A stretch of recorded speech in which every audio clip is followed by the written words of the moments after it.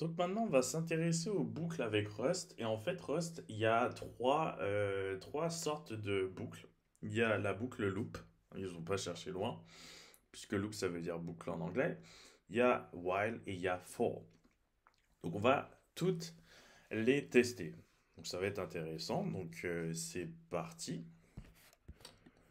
Hop, hop, hop.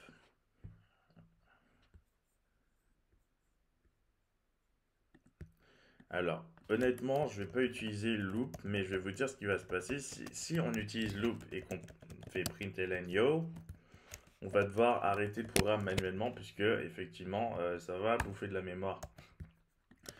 Là, ça va pas aller du tout. C'est parti. Donc là, ça s'arrête plus, hein. Donc à éviter d'utiliser, hein. On comprend ça tout de suite. Ce qu'on va faire plutôt, c'est d'une certaine manière utiliser ça avec un peu plus d'intérêt. Donc ça, on va pas l'écrire de cette façon. Je pense que jamais on va le faire. On va créer une variable qui est effectivement mutable. On va l'appeler counter. On va mettre égal 0. Donc on l'initialise à 0. Donc c'est parfait. Let result. On met effectivement que c'est hop, ce qui va venir ici.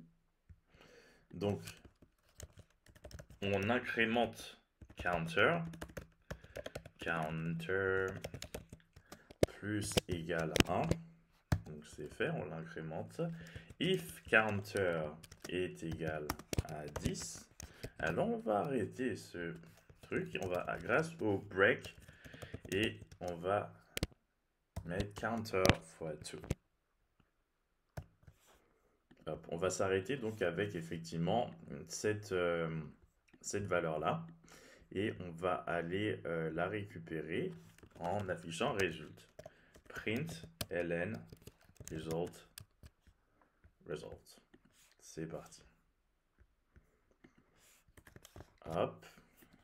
Hop, hop, hop, hop, hop, hop. Alors, qu'est-ce que j'ai mal écrit? Hop, hop, hop. Alors, hop, j'ai oublié effectivement le point-virgule. C'est pas une expression, c'est un statement. Je sauvegarde, je fais un cargo run, et maintenant result est égal à 20. C'est nickel, c'est ce qu'on voulait faire.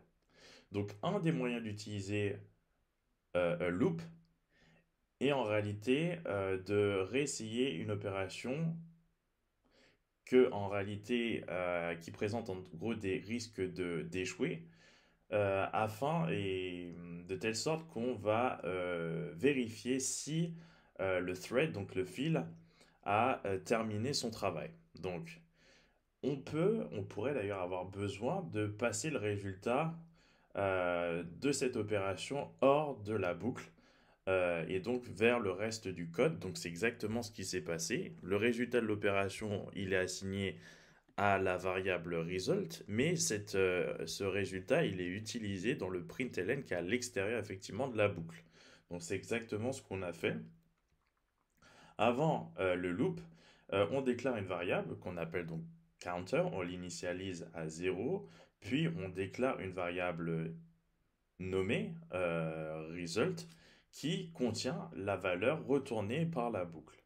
À chaque itération du loop, en réalité, on ajoute 1 à la variable counter et ensuite on vérifie si counter est égal à 10.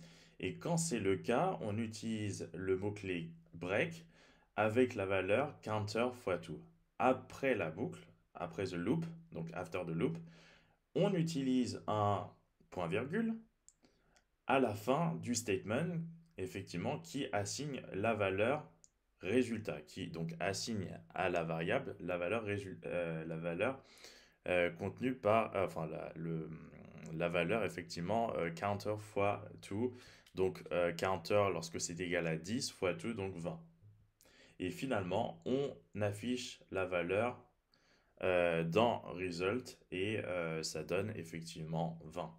Donc ça, c'était assez facile à comprendre. On va voir la suite dans une prochaine vidéo.